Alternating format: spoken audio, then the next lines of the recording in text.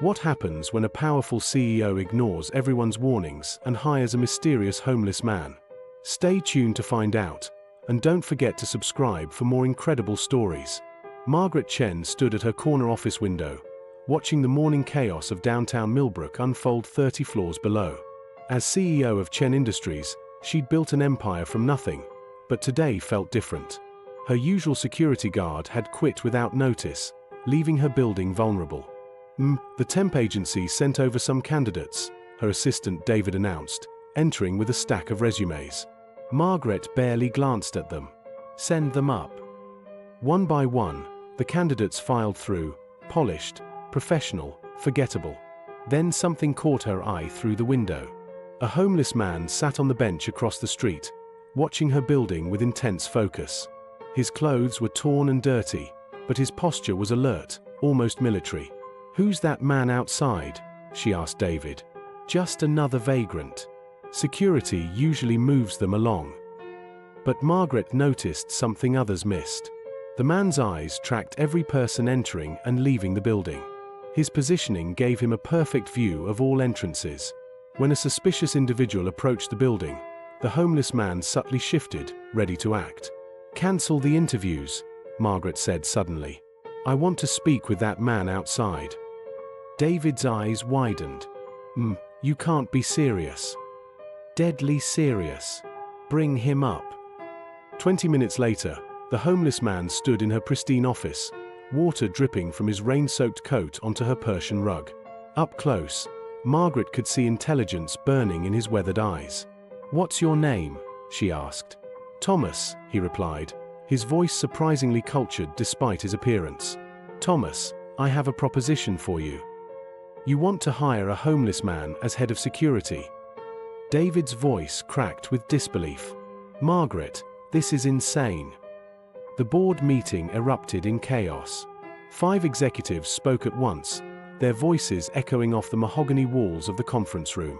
"Our reputation will be destroyed," snapped Victoria Wells, the head of PR. "Insurance will never cover this," added CFO Robert Martinez. But Margaret had made her decision. Something about Thomas felt right, a gut instinct that had served her well in business. "He starts Monday." As the executives filed out, shaking their heads and muttering, Margaret noticed Thomas hadn't asked about salary, benefits, or even job duties. He'd simply nodded and said, "I won't let you down." Over the weekend, Margaret found herself researching military bearing and surveillance techniques. Thomas's natural positioning, his constant awareness, it all pointed to professional training. But who was he really? Monday morning arrived with its usual chaos, but something had changed. Thomas stood at the main entrance, transformed. Someone had given him a security uniform, and though his hair was still unkempt, his presence commanded respect. "Where did you get the uniform?" Margaret asked. "Found it," Thomas replied simply, but Margaret caught the hint of a smile. By noon, 3 separate incidents had occurred. Thomas had prevented a theft, identified a corporate spy, and somehow convinced a group of protesters to move their demonstration to the public park instead of blocking the entrance. "How did you know about the spy?" Margaret asked. "Experience," Thomas said, then walked away, leaving her with more questions than answers. 2 weeks into Thomas's employment, Margaret began receiving anonymous phone calls. The voice was always the same, gravelly, threatening. "You don't know who you've hired," the caller warned. "Thomas isn't who he claims to be." Margaret tried to dismiss the calls, but they came daily now. Her sleep suffered. During board meetings, she found herself staring out at Thomas, who maintained his post with military precision. There's been an incident," David announced, bursting into her office. Margaret rushed to the lobby where a crowd had gathered. Thomas stood over a man in an expensive suit, holding him in what looked like a professional restraint. "He was planting listening devices," Thomas explained calmly. "3rd floor, near the accounting department." The man Thomas had caught was Marcus Webb, a corporate investigator Margaret recognized from industry events. As security cameras were reviewed, they confirmed Thomas's story. Webb had indeed been placing surveillance equipment. "How did you spot him?" Margaret asked later, after the police had taken Webb away. "He moved wrong for a maintenance worker. Too careful, too aware of cameras. Margaret studied Thomas's face. You have training. Everyone has training in something, Thomas replied, deflecting her probe. That evening, Margaret stayed late, watching Thomas patrol the building. His movements were too precise, too professional. When he thought no one was looking, his posture shifted from homeless vagrant to something else entirely, something dangerous. The anonymous calls continued. He's not protecting you, the voice insisted. He's watching you. Margaret hired a private investigator named Sarah Kingston to look into Thomas's background. What came back was disturbing.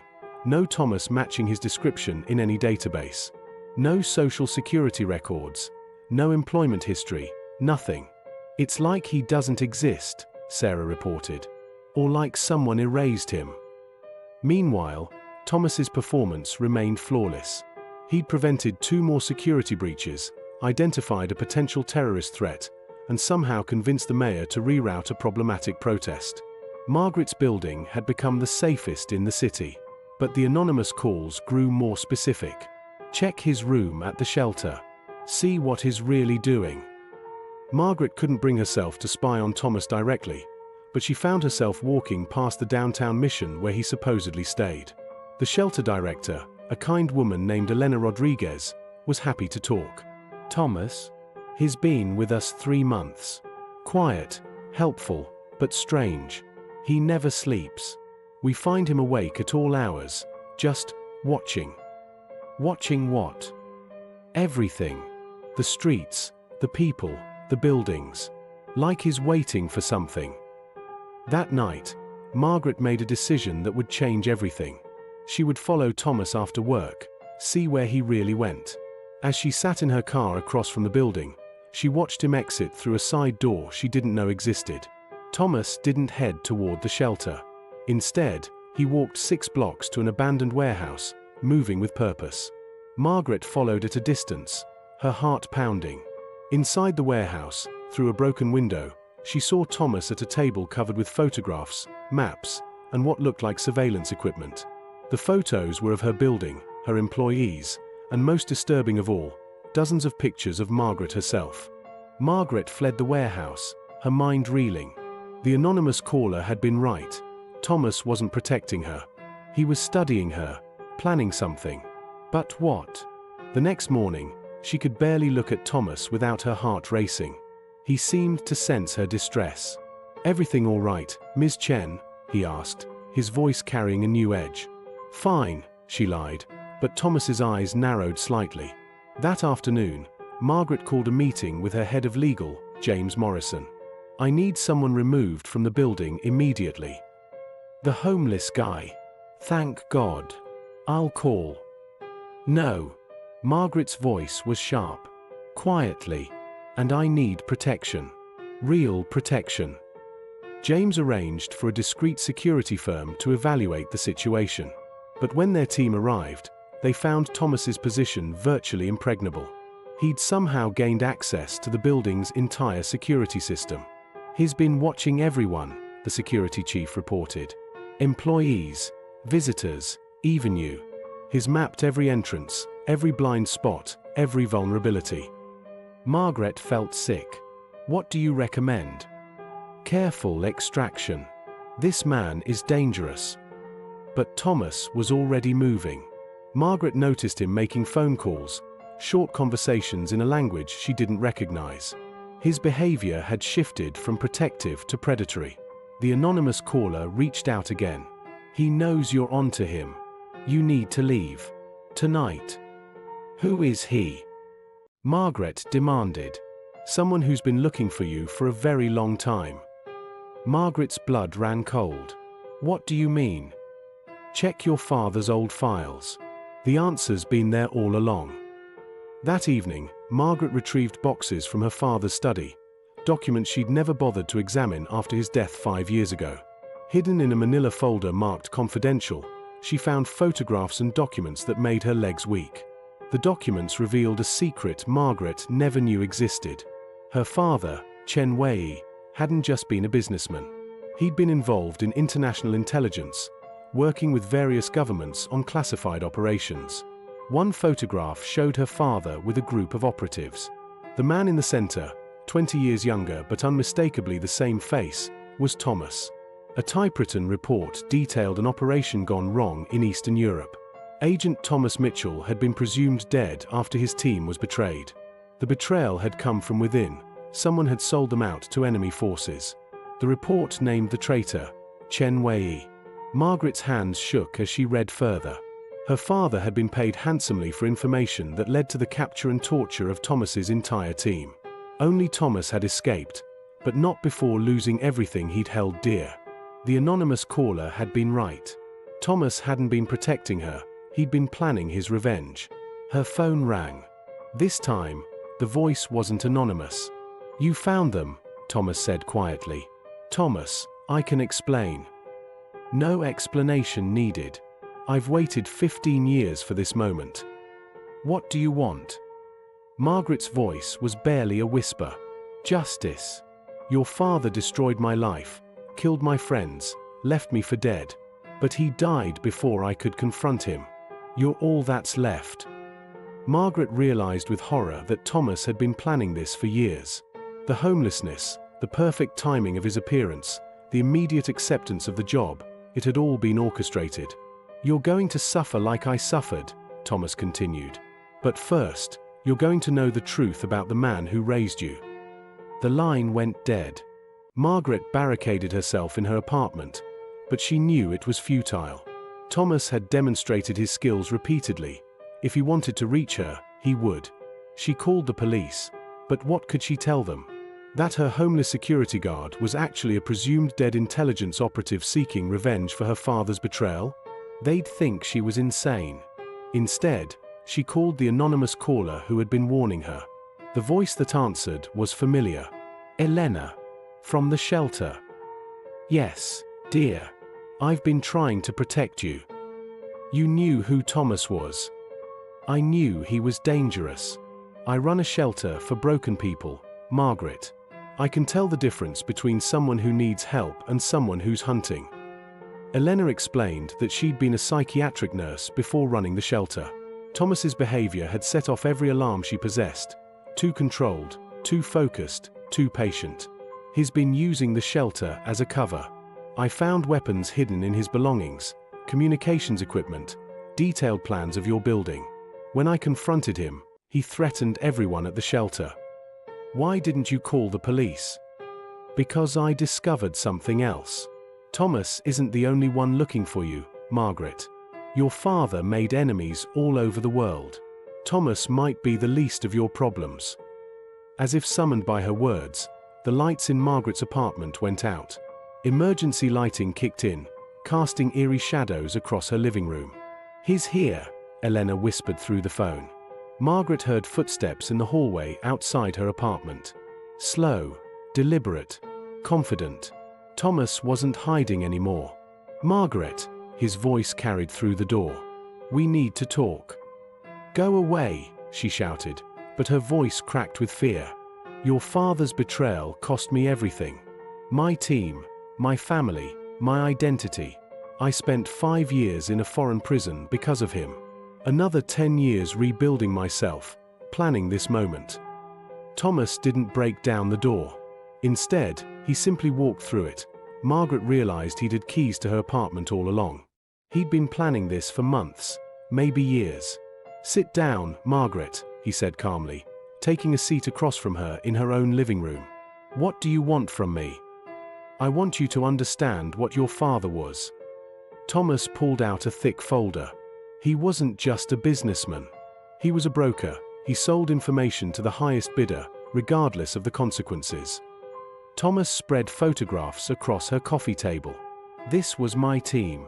Sarah, Jake, Marcus, and Linda. We were sent to extract a family from a war zone. Your father sold our location to the enemy for $2 million. Margaret stared at the photographs. Young faces, full of life and purpose. Sarah was going to be married when we got back.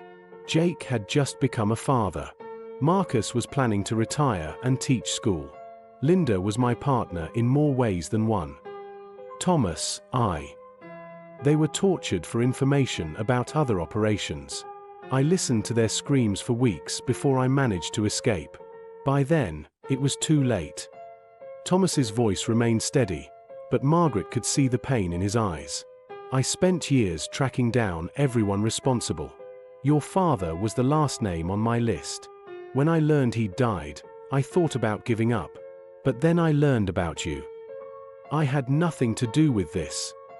No, but you're living off blood money. This empire, this building, everything you have, it's built on the lives of my friends. Thomas stood and walked to her window.